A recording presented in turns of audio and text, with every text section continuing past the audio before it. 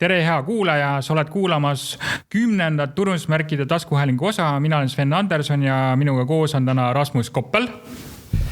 Tervitus, hea kuulaja. Martin Oja. Tere.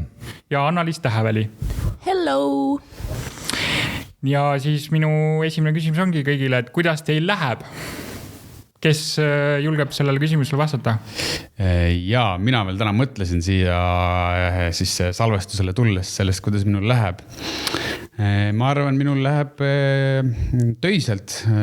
Harjun praegu vaikselt sisse magistrimöllu ja kolisin hiljuti kogu oma elamisega nüüd vähemalt ütleme järgnevateks aastateks Tartusse, nii et aina rohkem minu vocabulary või eesti keeles siis sõnavarasse tuleb termin tartlane sisse. Super. Ja kuidas sul, Martin? Mina tulin just Tallinnast ja käisin, meil siin mikrofon teeb vahepeal häält, sest et peame seda tehniliselt nihutama. Aga jah, tulin Tallinnast PÖFFilt ja vaatasin filme, mis olid seotud enne kõik debüütfilmide programmiga, et kuna ma olin sellel aastal žürii üks liikmeid, PÖFFil on mitu žüriid muidugi, aga siis selles žüriis, mis hindas debüütfilmide programmi ja sai palju istutud kinosaalis ja kohtutud põnevate inimestega ja kuidas see turundusega seotud on, siis aastat kokku võtta, nagu me siin teeme, meil on ju 10. juubelisaade, et kui te siin praegu näeksite, kui suur tort meil laual on, mida me sööma hakkame. Ühesõnaga, palju õnne kõigile meie kuulajatele, kes on ka vastu pidanud ja vedanud välja ennast siia pimedasse aasta lõpu aega. Aga ma pidin jõudma selle filosoofilise mõtte juurde, mis ka me aasta kokkuvõttega tuli pähe. Et ühelt poolt, kui on toode või laiemalt ka mingi suur üritus, ettevõtmine on toode tegelikult. Kui see on nii hea ja hästi toimib, siis seda ühelt poolt justkui ei peakski turundama. Aga siin tekibki mõttekoht, et siin on hästi palju võimalusi, kuidas seda mõtet edasi arendada, sest tegelikult vahel jällegi peab turundama. Ja kui rääkida selle aasta highlightidest, siis ikkagi PÖFF ja laulupidu on vast sellised üritused, mis on nagu täiesti ka ilma turundamata toimiksid ülihästi. Täpselt. Ja Anna-Liis, kuidas sul läheb? Oi. Ma ei tea, Martinil olid nii südamlikud sõnad, ma mõtlesin, et ma olen nüüd nii isekas, et räägin ainult iseendast ja teile ei soovigi midagi, aga olgu siis. Aitäh, kuulaja, et sa oled meiega juba 10. osa olnud. See on nii äge, uskumatu, et me lihtsalt otsustasime, et teeks podcasti ja see 10. osa ära tuli.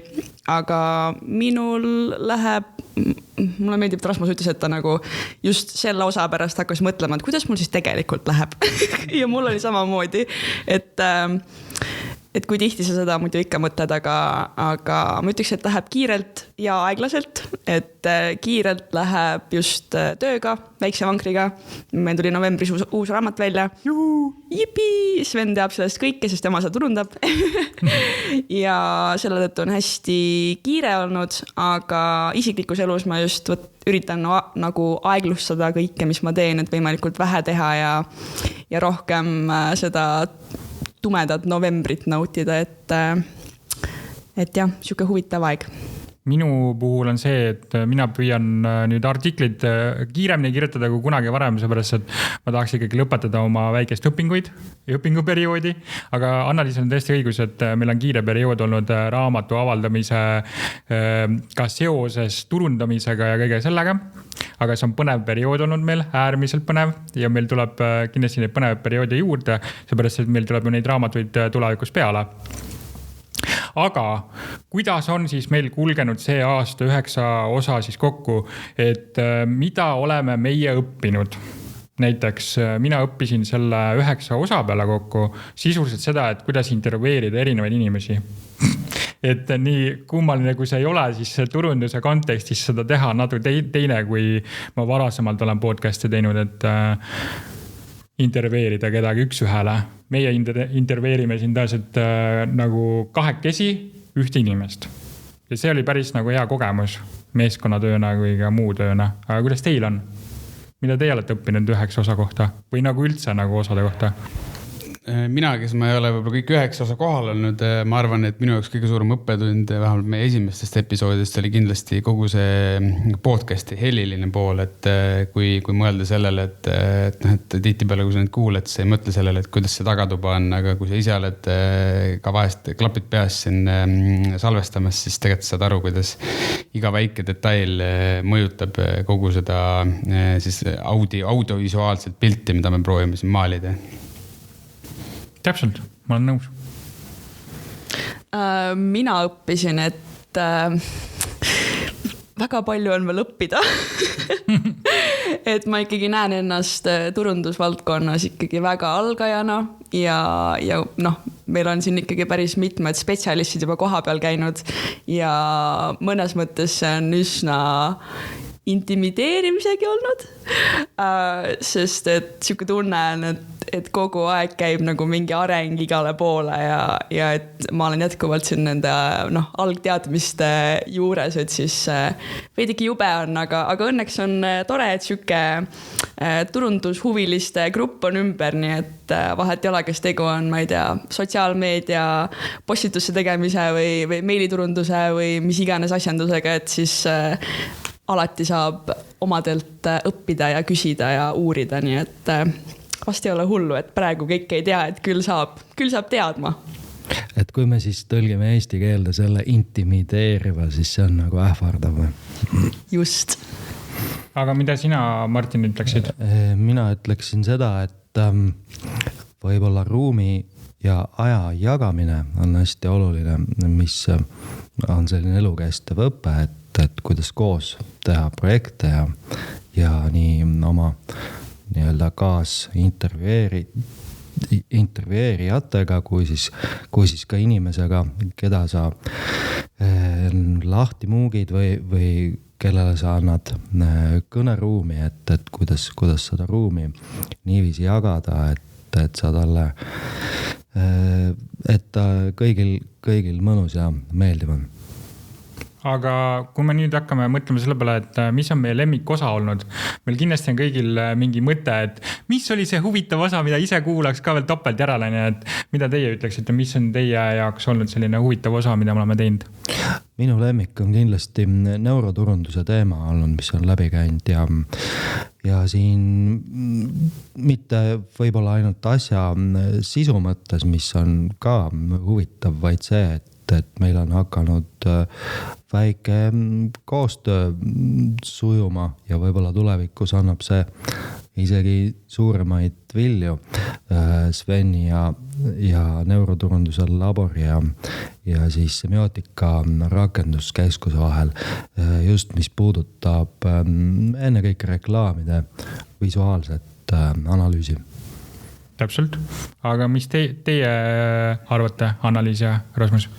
No minu jaoks ka, ma pean tunnistama ka pattu, et kui mind vahepeal olnud ei ole, siis olen ka natukene sindrinahka vedanud ja kõiki episoode pole kuulanud. Küll aga mulle ka neuroturunduse osa tõesti meeldis, et kuna ma ka siis professor Pentust tean isiklikul tasandil, oli tema minu bakatöö siis juhendaja, et siis seda oli täitsa huvitav kuulata. Nii, mina panin oma top 3 kirja, et muidugi esimene osa peab olema see 5. osa siis, ehk siis tagasi algusesse, kus mina jätkuvalt algaja rollis sain siis küsida kõiki neid küsimusi, mis mul on seoses semiootika, turundussemiootika, minule, see oli väga tore salvestamiskogemus mulle, sest ma tundsin, et ma sain lihtsalt chillida ja küsida kõike, mis mõttesse tuleb ja siis mul on 2 eksperti, kes siis selgitavad mulle, kuidas asi käib, et see oli väga tore kogemus. see oli siis mu esimene muidugi, siis mul oli teine, mis mulle väga meeldis, oli osa Epp Adleriga. Ma ise siin ei olnud küll, aga lihtsalt tagantjärele seda kuulata, see oli nagu kuidagi see kogu flow oli hästi mõnus ja siis Eppi nägemus haridusest, õpetamisest, õppimisest nagu väga ma väga samastusin sellega, et ma olen väga nõus tema nägemusega sellest, et eriti kuna ma olen ise ülikoolis õppinud ja ütleme niimoodi, et see oli pigem keeruline kogemus mulle, nii et see oli hästi huvitav kuulamine, soovitan seda kuulata. Ja siis kolmas osa, top kolmas, siis kolmas positsioon ongi sama, et neuroturundus, et ma tõesti tunnen, et kui ma 2020 hakkasin nagu UX-i ja UI-d õppima, siis neuroturundus oli, no ma kuulsin seda sõna nagu esimest korda ja siis ma olin nagu, jällegi tundus kuidagi sihuke äge asi, aga väga võib-olla sihuke kättesaamatu ja pigem kallis. Ja siis, kui ma kuulasin nagu seda Pentuse osa, siis mulle nagu tuli meelde üks usability raamat, mis ma lugesin, et see oli Steve Krugi Don't Make Me Think ja siis seal on nagu, see annab mõned head näited, kuidas ise näiteks mingi veebi kasutatavust testida ja siis mulle meeldis, et Pentus andis tegelikult ise ka mõned head nipid, et kuidas seda, kuidas paar sükest eksperimenti nagu ise läbi viia. Isegi kui sa ei saa, siis ma ei tea, kodustes oludes mingiseid seda eye tracking ut teha, et jah, väga hariv kuulamine ja planeerin tulevikus ise ka väikse vankriga rakendada neid teadmisi. Mulle isiklikult meeldis see, kus Annaliis ise oli külaline ja me Annaliisiga rääkisime siin päris pikalt ja siis me jõudsime oma tekstidega sinnamaani, mis on mõiste tekst ise semiootikas ja siis me rääkisime tekstist mõistena kui ka rakendusest, et see oli päris huvitav osa ja neuroturunduse osa muidugi on ka väga hea, aga Epi osa ma kutsusin siia just sellepärast, et ma tundsin ise ka sidet selle temaatikaga ja ma mõtlesin, et tema vaade võiks olla väga sümpatiseeriv inimestele laiemalt kui ainult akadeemiline seltskond siin. Ja see nagu viibki mind selleni, et oleme küsinud külalistelt nüüd viimastelt, et mida me võiksime teha paremini või keda me võiksime kutsuda siia ja siis ma olen siia pannud kirja, et pakutud teemad on näiteks persoonibränd kui ka influencerid olnud ja siis kaasa arvatud rakendusantropoloogia, kui ka meil on pakutud, et biosemiotika teemad, et Kalevi Kull võiks tulla meile rääkima näiteks, aga minu küsimus teile on näiteks see, et mis meie järgmised teemad võiksid olla või kuhu me võiksime suunduda, mida te julgete nüüd siin avalikult öelda välja, et kuhu me võiksime minna, mis meie tulevik toob või tooks? No mina ootan ikka põnevaid külalisi, igasuguseid.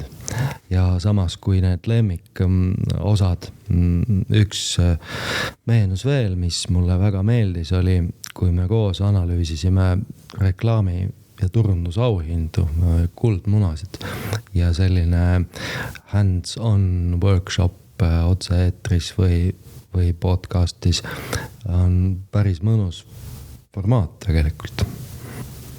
Annaliis, mis sul pähe kargab? Mulle meeldib samamoodi, külalised on väga toredad, mulle meeldib, et me saame nendega süveneda mõnda kindlasse teemasse, näiteks jätkuvalt, kuna ma hetkel võtan turundust väga palju väikse vankri vaatest, sest et ma õpin seda, mis mul parajalt selle jaoks vaja on, siis nagu mida ma ise tunnen, mida võiks juurde õppida või avada või analüüsida, on kindlasti brändi uuenduse teema. Et loodetavasti järgmine aasta me jõuame selle teemaks võtta, siis hetkel väga kuum teema jätkuvalt on, kuidas videosisu luua, head kaasahaaravat videosisu. Tunnen, et üks asi, mida me saaks kõvasti paremini kasutada, on meiliturundus. Seega võib-olla, kuidas siis seda meiliturundust personaliseerida. Kindlasti väga suur küsimus minu jaoks on, kuidas jätkusuutlikult turundada, kuidas mitte välja põleda, kuidas tunda, et sul ei lähe nagu iga minut päevast turunduse alla, sest et ettevõtte juhina on nagu kõike muud ka teha. Seega sihuke turundustegevuste automatiseerimine on huvitav teema minu jaoks ja noh, seal on väga paljusid mõtteid veel, aga ma arvan, et alustuseks need on mõned head teemad. Aga Rasmus, kuidas sind kõnetab meie tulevik? Ja ma pean nõustuma eelkõnelejatega, et alati on hea kutsuda targemaid rääkima. Õnneks on Eesti turundusmaastik minu meelest küllaltki küllastunud selles mõttes, heas mõttes, et ma arvan, et mina suudan rohkem kui 2 käe sõrmedel lugeda ette vingeid koolitajaid ja turundajaid, kes võiks tulla meile külla rääkima. Küll, aga mis ma ise veel kindlasti ootan, seega võib-olla sõltuvad sellest, et minu enda tegemised on viimasel ajal selle teemaga rohkem kokku puutunud, et võib-olla saab tulevikus kajastada ka natukene mittetraditsioonilisemaid turunduskanaleid. Täna ma toon ka ühe näite uudisteblokis, kuidas seda on ka Eestis rakendatud, aga just kuidas Eesti mastaabis siis teadlikult ja toimivalt rakendada selliseid natukene võib-olla mitte nii argipäevaseid turundusvõtteid.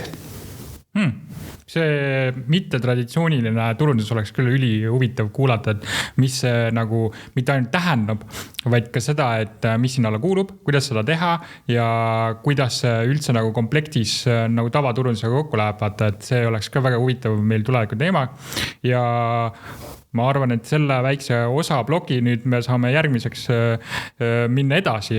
Et ma olen märkinud siia üles enda jaoks, või meie jaoks, et mida me võiksime siis siin kuulajatele pakkuda, et kuulajatele kindlasti oleks huvitav teada, kus meid siis kuulatakse. Et kus kuulajad on ja siis me täname kuulajaid, et te olete meiega need 9 osa või siis nüüd 10 osa olnud sisuliselt, sest me oleme 10 kuud suutnud olla koos teiega, pakkuda teile väikest meelelahutus koos haridusega, et kuidas siis semiootika ja turundus omavahel koos käivad. Aga seda teeme me nüüd väikese mängu sellises arvamuse võtmes, et teised pakuvad, kus meid siis nii-öelda on kõige enam kuulatud ja ma saan siis märkida või öelda teile, et mitu protsenti siis kuulajatest meid siis kuulab mingis riigis. Ja siis ma olen teinud seda statistikat siis meie jaoks kodulehe, Spotify ja YouTube'i põhjal. Ja see on siis kõik kokku pandud kui kaalutud keskmine, mis tähendab seda, et siin kajastub mitte nagu iga kuu spetsiifiliselt, vaid siin kajastub nagu selline terviklik pilt, kus meid kuulatakse riigiti. Ja siin on päris huvitavaid riike, et mis te pakute, kus meid kõige rohkem kuulatakse? Eesti. Kas kõik pakuvad seda? Tundub loogiline. Okei, Eestit kuulatakse 31,44% siis. What? Nii vähe või? Tuleb välja jah, et sa kaalud keskmine näitab, et meid kuulatakse umbes niimoodi. Tahtsin siia veel kommentaariks mainida, et tervitan kõiki meie Uruguay kuulajaid. Uruguay'd meid kahjuks siin ei ole veel, aga küll tuleb, jõuab järgi. Aga mis te pakute, mis on meie teine ja järgmised riigid, mis võiks olla siin riikide listis kirjas, siis ma saan öelda, et kas siia meie 25 riigi hulka sobib või mitte, aga meid kuulatakse tehniliselt üles 25 riigis. Et kuidas meil Soomes läheb? Soome tegelikult ole olemas, aga see on alla 1%, nii et see tegelikult ei kuulu nimekirja sisse. Uskumatu ikka, et Eesti on ainult 30%. Ja tõesti, kus on kõik eesti keelt kõnelevad semiootikud läinud nagu? Nii, aga mis te pakute? Võib-olla mul endal, kuna ma hiljuti käisin ka see reisil või see tundub selline ka, et võib-olla äkki mingisugune Prantsusmaa Euroopa mõistes. Kohe vaatame täpsemalt järgi. Ja Prantsusmaa on täiesti 9, mis on siis 6,22% meie kuulajate hulgast või kodulehe järgi. Ja nii, aga võtame näiteks Bonjour. Belgia. Belgia. Sest et Brüsselis on ju mõned eestlased meil. Ei ole. Vähemalt siia nimekirja küll ei ole sattunud. Okay. Et mis te pakute? Me võime siit lääneriikidest ikka võtta ja siis natukene ka minna ida poole. Nii, võtame Rootsi. Rootsi on täiesti olemas 1%. Võib-olla võtaks siis lääneriikide siis juhtiva riigi Ameerika. ja USA on teine 22,11%. Howdy. Huvitav siis, kas need on siis Ameerikas elavad eestlased või...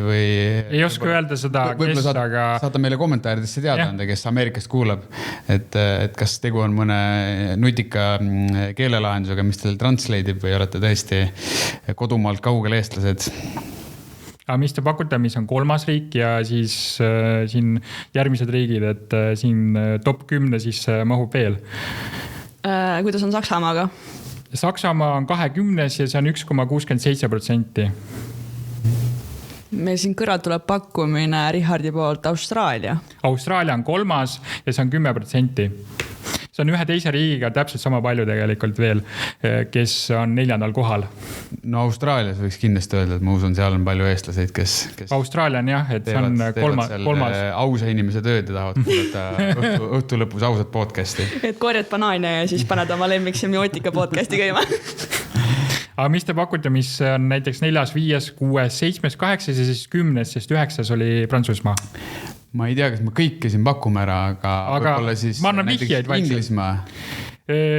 Inglismaa on täiesti olemas, UK on täiesti olemas, see on 13. ja see on 3%. Aga paneme siis Hispaania ka sinna kaardile. Hispaania. Hispaaniat ei ole. Wow.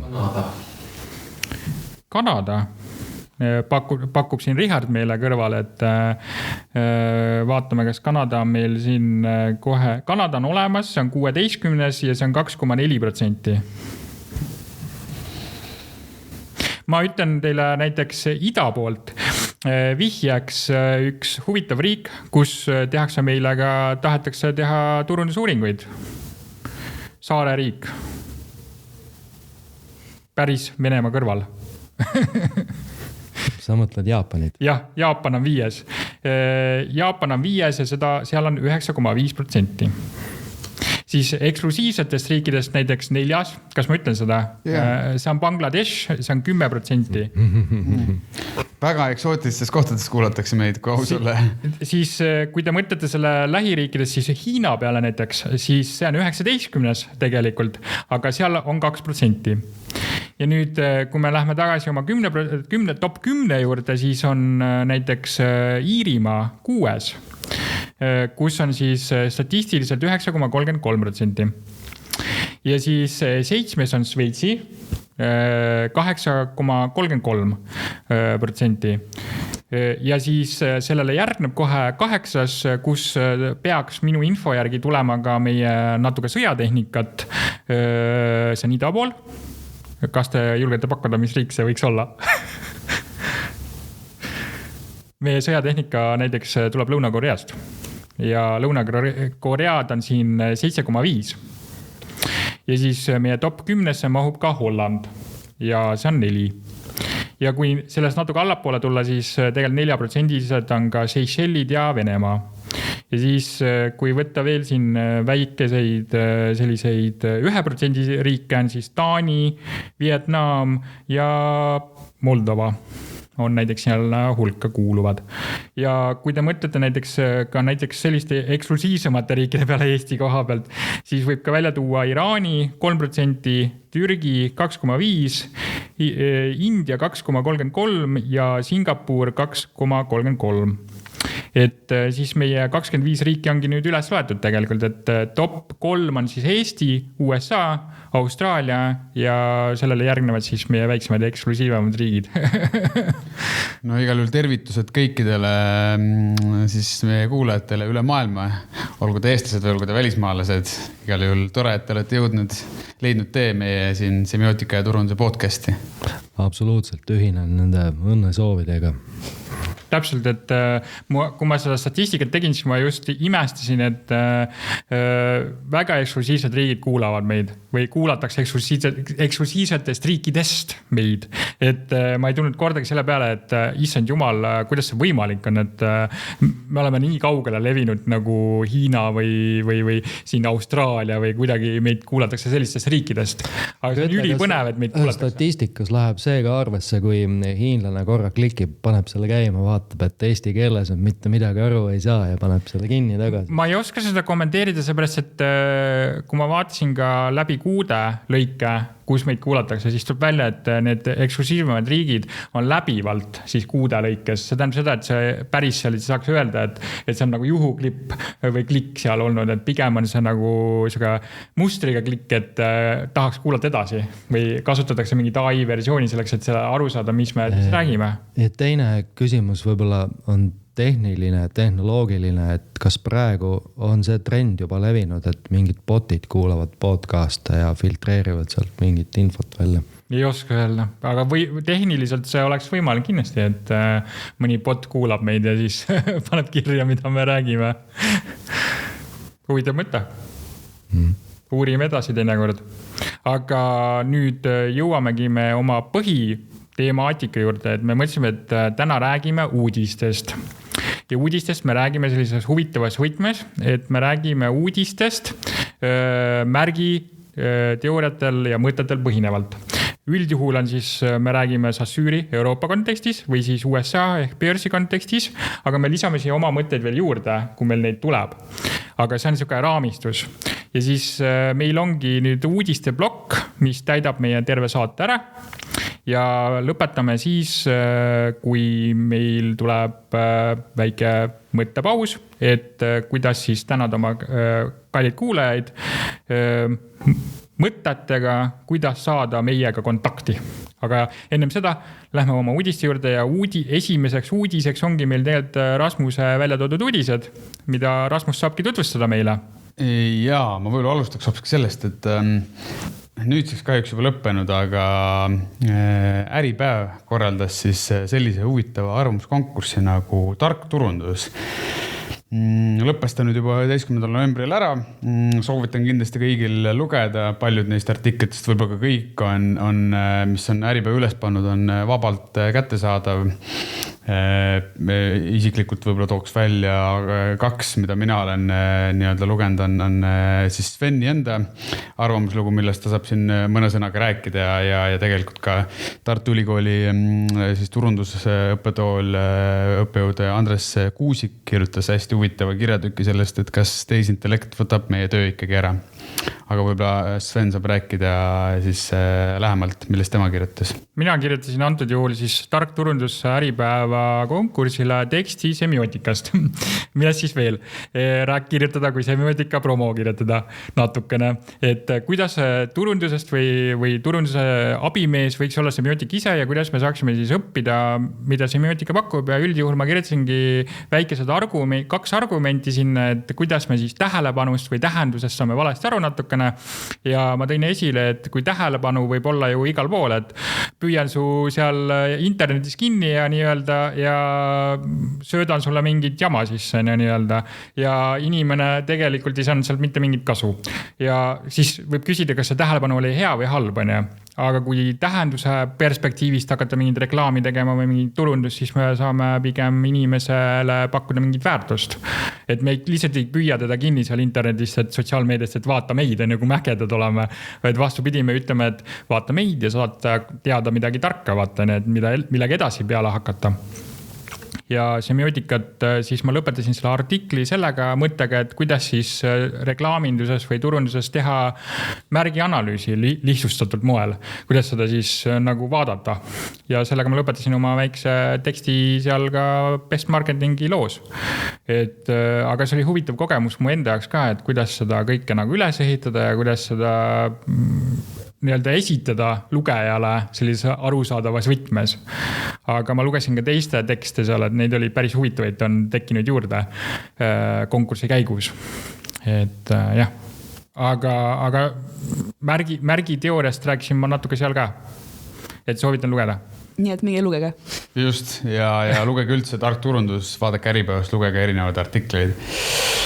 Nii, siis piilume natukene ka teiste inimeste rahakotti, mis on tihtipeale selline huvitav teema, et nüüd on siis juba mõnda aega olnud Statistikaameti poolt kinnitatud turundussektori teise kvartali palgad ja väga süvitsi sisse ei lange, aga näiteks kohe on siit näha, et Eestis on vähemalt 235 müügi- ja turundusjuhti, kes teenivad üle 8000 euro.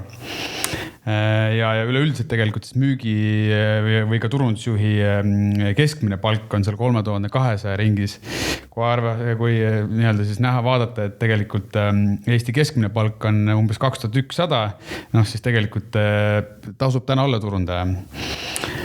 Mõned numbrid veel, reklaami ja turunduse tippspetsialisti palk, kes siis tõenäoliselt enam ei ole selline entry level töö, aga ei ole ka veel juht. Tippspetsialisti palk, näiteks keskmine palk on 2900 eurot. Ja ka siin on välja toodud, et avalike suhete tippspetsialisti keskmine palk jääb sinna 3000 euro ringi või ka näiteks konverentside ja ürituste korraldajad saavad igakuist keskmist palku umbes 2400 eurot. Seega võiks üldistavalt nende numbrite peale öelda, et tegelikult täna turunduses töötada on pigem hea. Muidugi, eks me enamus turundusinimesed teeme seda asja ikka sellepärast, et meile lihtsalt meeldib kogu see loomeprotsess ja kogu see osa. Aga ei saa ka kuidagi kurta. Kui tuua üks miinus välja kogu selle statistika puhul, siis kahjuks on turundussektoris jätkuvalt palgalõhe. Et kohe siit ei leia, aga igal juhul see palgalõhe on meeste ja naiste vahel jätkuvalt seal umbes isegi mõnes ettevõttes kuni 25%. Et tegelikult selline päris, ütleme, karm tõsiasi, millele peaks vaatama otsa iga ettevõttes äkki kas tegevjuht või ka turundusjuht. Kelle kahjuks palgalõhe on? Palgalõhe on ikka naiste kahjuks. Ei, ma lihtsalt sellepärast küsin, et ma kuulsin uudist, et personalitöös on vastupidi palgalõhe. Sellepärast ma täpsustangi seda, et kelle kahjuks palgalõhe on. Jah, seda ka, ütleme sellele antud juhul turundussektoris on ta täna veel nii-öelda siis naiste kahjuks. Aga võib-olla palkadest veel rääkida, et rääkisin ka siin ühe Tartu maineka turundusagentuuri partneriga ja tema tõi ka mõned numbrid välja, et kes siin kaaluvad turundussektorisse minemist või kes ka üldse on täna töötavad turundussektoris. Et tema tõi näiteks välja, et selline täna turundusspetsialisti palk, nüüd me räägime muidugi enne rääkisime brutopalgast, siis nüüd me räägime juba netopalgast, et spetsialisti palk on täna vahemikus 1600 kuni 2300. See on siis netopalk, ehk siis tegelikult on ma arvan, turundussektoris täna päris mugav töötada ja siin juba turundusjuhi palk võib olla juba 3000 pluss ja ütleme direktori tasemel juba seal üle 4500. Aga muidugi ta mainis ka seda, et niisugust rusikareeglit pole, et kui sa oled ikkagi, ütleme, entry level turundusassistent, siis tõenäoliselt tasub sul algul leppida madalama palgaga, aga kindlasti vaata, et ettevõte või palu, et ettevõttel oleks mõni kõva turunduskäpp, kes sind enda tiiva alla võtab ja tegelikult sulle annab seda olulist praktilist kogemust. Aga vaat, mul on üks küsimus ka, et kas seal andmetes kajastub, mis lõhe võib olla Tallinna ja ütleme Tartu vahel või Lõuna-Eesti vahel? Ja kusjuures siin sellesse antud statistikast ei tule, aga mina, kes ma olen neid palgavahemikke ka varem jälginud, siis seal on küll vahe. Ütleme, õnneks Tallinna ja Tartu vahe on väike, on seal võib-olla mõnisada eurot kuus. Aga näiteks, kui sa juba väiksemad kohad võtad, siin tegelikult oli hea näide. Ma nüüd vaatan kiiresti piilun, kas ma leian selle kiiresti üles, aga näiteks siin oli välja toodud, et ühesõnaga on olemas, nüüd kohe seda ei leia, aga oli üks täitsa uuring, kus tuli välja, et näiteks kuskil sellistes väiksemates piirkondades Paides ja kuskil töötavad inimesed teenivad samas sektoris ikkagi kõvasti vähem ja seal võib juba vahe olla ka, ütleme, selline 1000 euro kandis. Aga jah, ütleme, et jah, see põhipalga tipp ikka koguneb sinna Tallinnasse ja kahjuks tõenäoliselt see on ka see põhjus, miks keskmine palk võib natukene valesti näidata, et ütleme, see mediaanpalk on võib-olla selline reaalsem näidik, mida vaadata. Huvitav on see, et kui sa rääkisid rahast ja topist palga analüüsis, siis ma hakkasin kohe mõtlema semiotika vaatenurjast, et raha on märk. et raha on huvitav märk selle konteksti all, et me omistame sellele mitmeid tähendusi, mitte ainult seda, et me saame midagi osta vaatane ja me saame midagi vahetada sellele läbi või kaudu, vaid seda, et see märk määratleb ära sageli selle, et kui edukaks me kedagi peame sisuliselt. Et see on nagu edumärk omakorda. Et kui ma isegi ei oskaks nüüd, kui selline huvitav küsimus püstitada, et võib-olla Martin oskab siin sellele vastata, et mis märk siis raha on? Kui me peaksime seda analüüsima selle lihtsustatud võtmes. No raha proovib olla võimalikult universaalne märk, aga see või raha kasutajad tahaksid, et raha oleks küllaltki universaalne. Ta on paratamatult üsna likviidne võrreldes mingisuguse sukse raskema inertsema asjaga nagu kuld või kinnisvara. Aga samas alati on kultuuris ka see probleem, et raha üksi ei suuda kuidagi väljendada kõike seda, mis raha omanik tahaks, eks ole.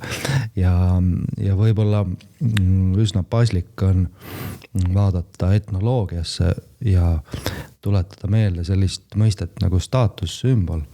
Et inimesed siiski, kes tahavad, et neid tähele pannakse, siis ostavad raha eest, konverteerivad raha siiski mingisse muusse keelde veel. Raha on ka tegelikult keel, kui võtta üks keel laias tähenduses, et märgisüsteem. Aga siis vahel sellest rahast ei piisa, et peab selle rahaga midagi tegema, et ikkagi välja paistaks.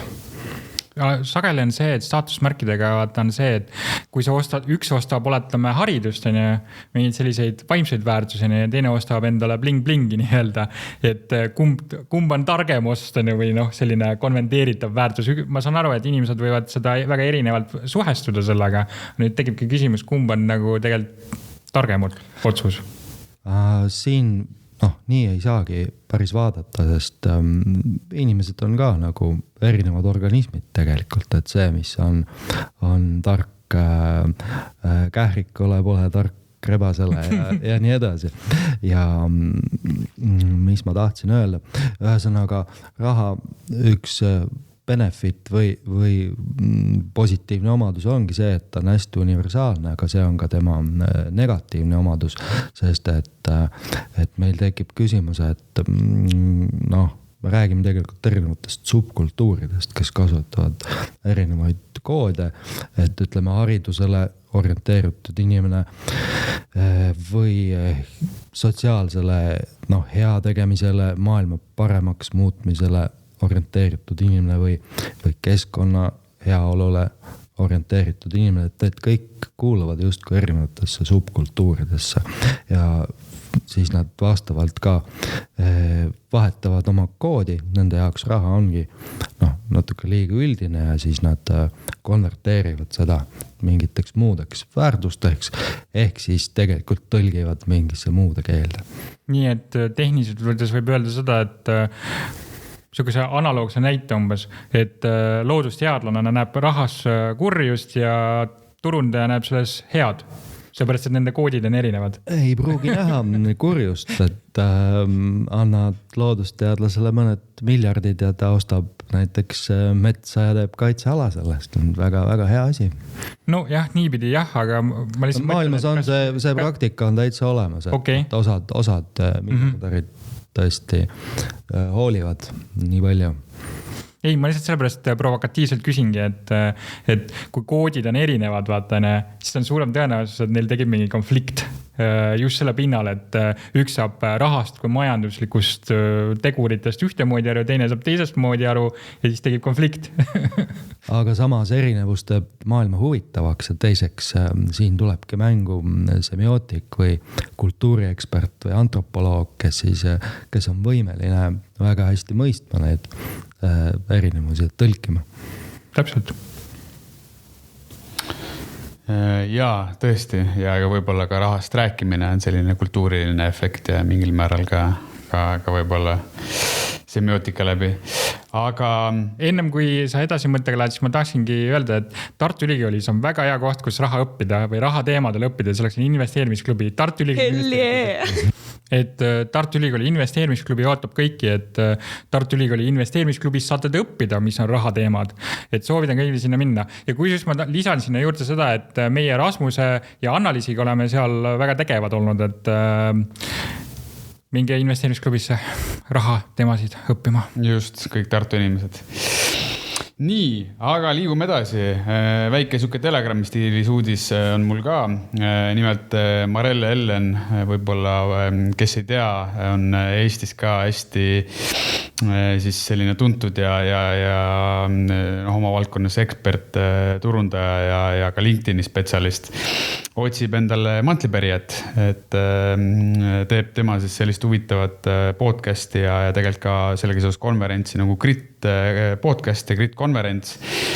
Ja kuna tõesti elus nii palju on kogu aeg projekte ja tegemist, siis otsib tema endale asjaliku turundus siis spetsialistist või võiks isegi turundusfanatist mantlipärijat.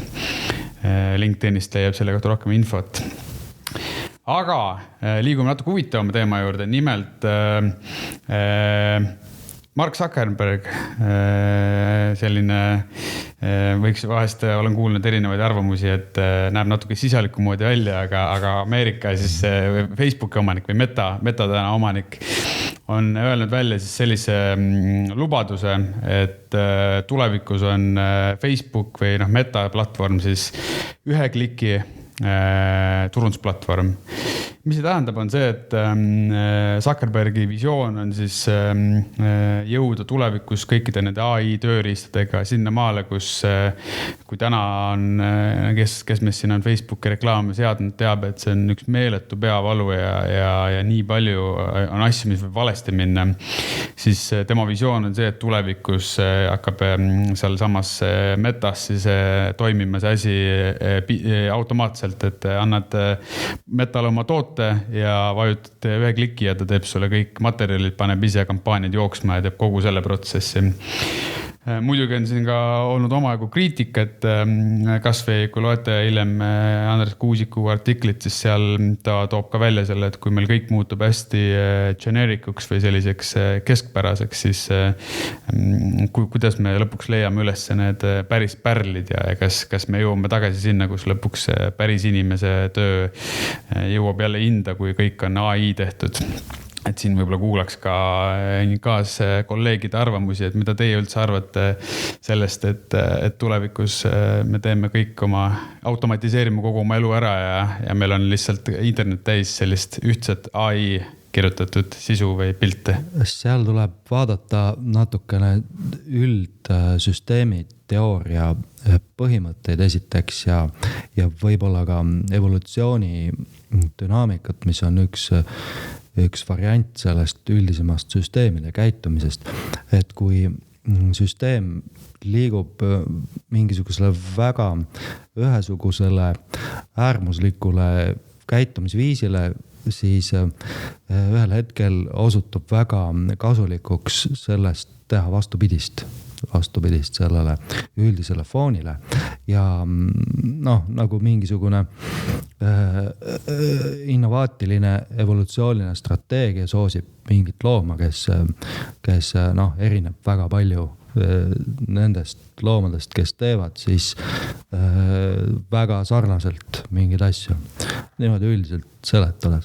Ja mis ma tahan öelda, et kui see automatiseerimine tõesti järgib seda negatiivset visiooni, et kuidagi tekib tohutu homogeniseerumine ja ühtlustumine ja kõik muutub selliseks nii-öelda halliks või kirjuks massiks, siis selline inimlik geniaalsuse touch või selline säde, mis üksik looja toob, see tõuseb sealt väga hästi esile ja siis omakorda süsteemi dünaamika peab jällegi muutuma. Et ma arvan, Svenile meeldivad ka süsteemi teooriad väga. Mulle meeldivad väga, aga ma tahtsin lihtsalt juurde tuua selle, et kui semiootika aspektid on ka automatiseeritud, see läheb veel eriti huvitavaks, et algul on sul nagu automatiseeritud kõik need aspektid, mis on infopõhised, et need ei tähenda midagi, sa lihtsalt paned mingi brändi juhendi arvutisse nagu Canvasse näiteks on ja sa genereerid seal mingid template on ja. Aga tehniliselt võttes, kui semiootika aspekte ka nagu arvutipõhiselt või numbripõhiselt nagu näha või loogikas ja siis neid automatiseerida, siis tekib ka, et arvuti saab nagu teatava võimekuse juurde, vaata, et ta teeb sulle kohandatud reklaami, siis ta kohandab seda reklaami teatavatele piirkondadele ja ütleme kultuurile lähemale, mis mõjub paremini või tegutseb kuidagi paremini, siis tekibki see, et see ühtlustumine nii nimetatult hakkab toimuma täiesti teisel tasandil kui see, mida me praegu ette kujutame, et jah, reklaamid on ühesugused, aga siis nad hakkavad olema ühesugused kultuuriliselt sobival viisil. Sellises suures pildis. Aga see läheb kokku ikkagi sellega, mida sa välja tõid, Martin. Et seal hakkab mingi teine dünaamika pihta süsteemiteooria raames ka huvitaval kombel. Aga... Ja ühesõnaga tekib mingi sinusoidne võnkumine, et ühest tasakaalus seisust läheb teise ajaga sujuvalt ja siis jälle tagasi ilmselt. Ja võt Rasmusel on veel uudiseid või uudis? Jaa, veel nagu ma lubasin, tuleb ka üks selline mittetraditsiooniline turundusmeede. Jäi mulle siis nimelt silma, soovitan kõigil lähemalt tutvuda. Turundajate liidu kodulehel on selline päris omanäoline case study, et kes on siin tihedamad sotsiaalmeedia kasutajad, võib-olla on näinud ka minule endal viskas millalgi päris palju ette, et sellist huvitavat kossutiimi nagu Ballsy Raptors. Ja miks nad ette viskas on just sellepärast, et küll oli erinevaid kuulsusi alates seal Jüri Ratasest kuni Ivo Linnani välja, kes miskipärast kõik neile jubedalt tahtsid internetis promo teha. Ja jäi ta tol hetkel sinna paika ja nüüd ma lugesin seda case study't ja soovitan tõesti südamest seda kõigil lugeda, et see on hästi lahe näide sellest, kuidas tegelikult sul ei ole vaja üldse eelarvet. Nimelt siis Reijo, kes igapäevaselt teenib leiba Ballsy turundusmeeskonnas, pani sõpradega kokku kossutiimi, võtsid need osa sellisest võistlusest nagu Tallinna meistrivõistlused ja kuidagi läbi sotsiaalmeedia, läbi esimeste sõprade ja läbi õnneliku juhuse hakkas neil seal see pall veerema, et toimis siis niimoodi, et erinevad kuulsused mainisid sotsiaalmeedias nende nime ja üks hetk kogu sellest Team Raptors siis sai selline FOMO efekt, et nii-öelda see tuntud inimesed hakkasid ise tahtma nendega ühendust võtta. Ja kogu see asi tegelikult sotsiaalmeedias meeletult liikus, lõpuks nad võitsid selle Tallinna meistrivõistluse ära ja neil oli ka seal meeskonnas selliseid ka Eesti koondise tegelasi. Aga lihtsalt see näide on sellest ja neid tihti küsiti, et mis seal see turunduseelarve olema peab, et teil sellised inimesed seal on. Nende vastus oli, et see on üks suur ümmargune 0. Et nad said ainult nii palju sponsoritelt natukene seal mõned 100 eurot igakuiselt raha, et saaks osta mingit varustust ja poistega kossu mängida ja see oli kogu lugu.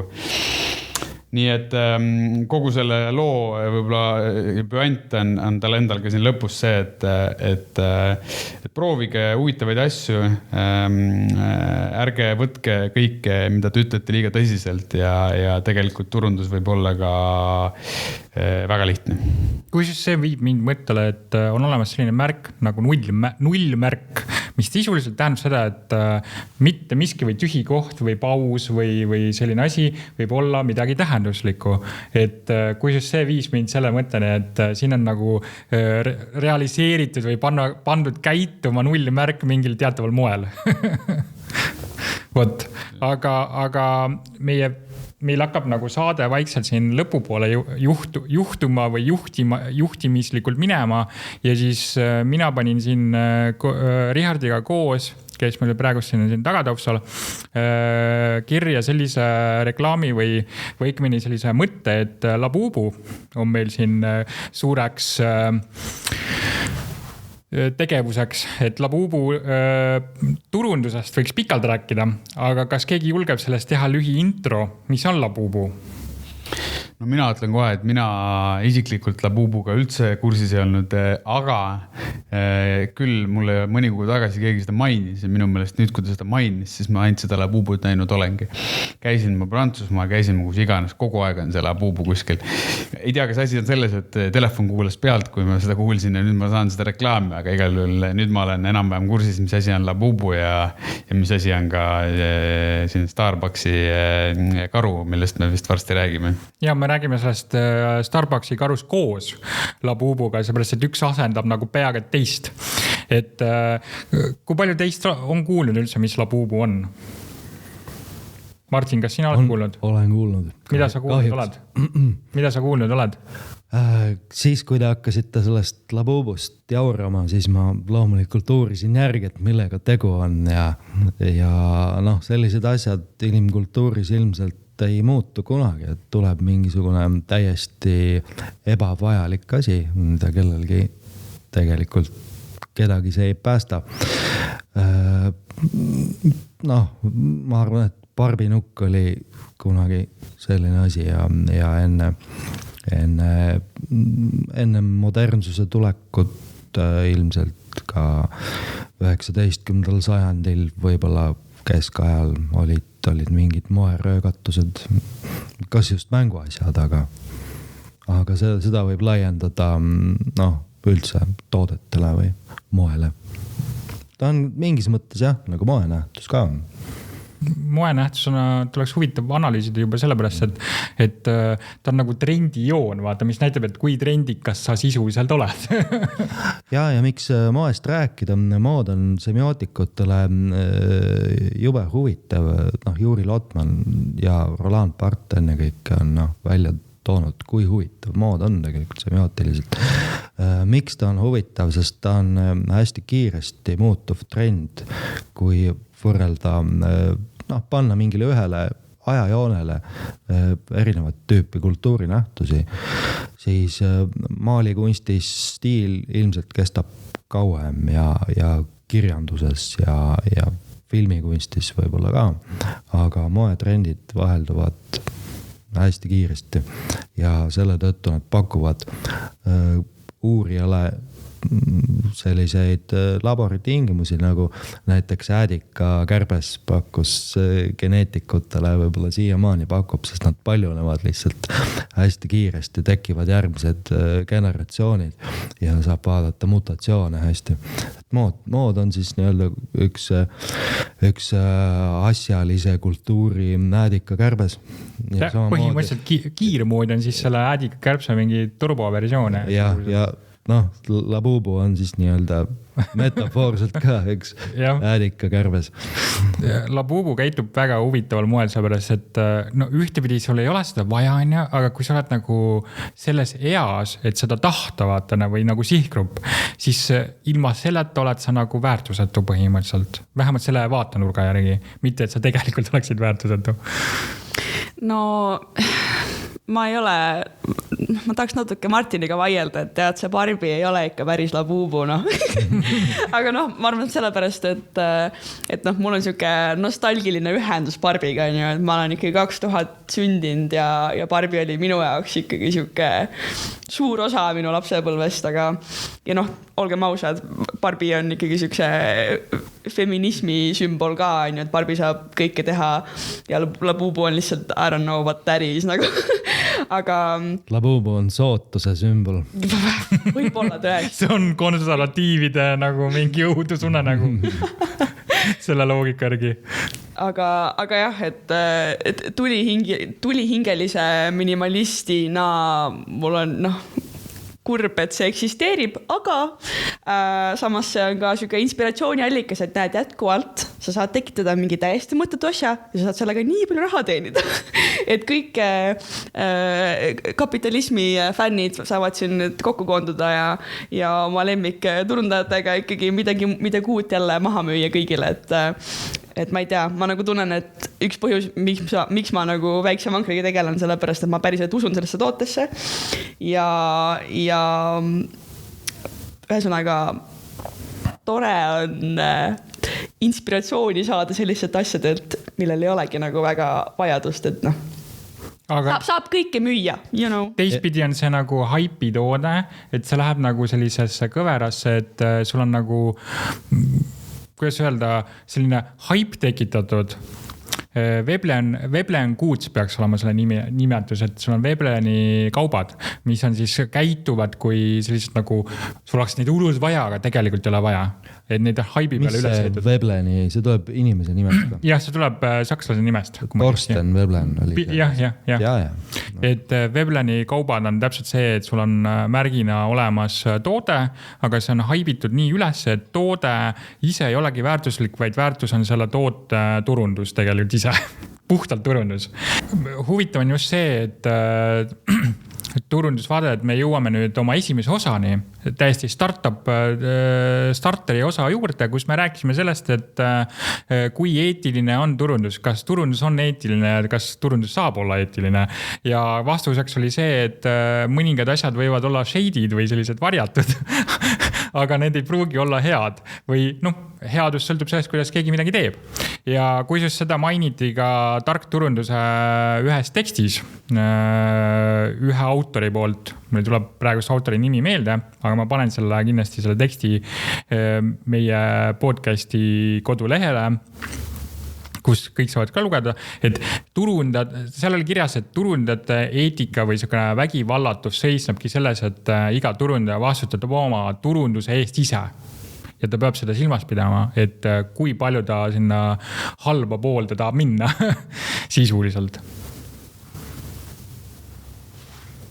Ja meie osa vaikselt saabki nüüd läbi, sest me oleme kõik uudised läbi võtnud ja meie juubeli osa ongi põhimõtteliselt läbi.